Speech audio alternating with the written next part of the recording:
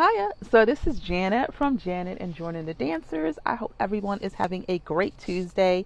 It is Level Up Tuesday, and for this Tuesday, considering it's my 19th wedding anniversary, I am going to talk today about confident love.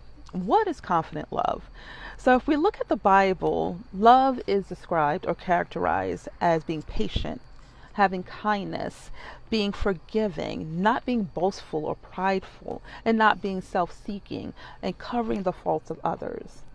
If we look at the characteristics of confidence and how to build your confidence, the same or similar characteristics are in line with that as well. So we talk about building your patience towards yourself and towards others, building forgiveness towards yourself and towards others or circumstances, being kind towards yourself and towards others, not being self-seeking but thinking about others, being empathic.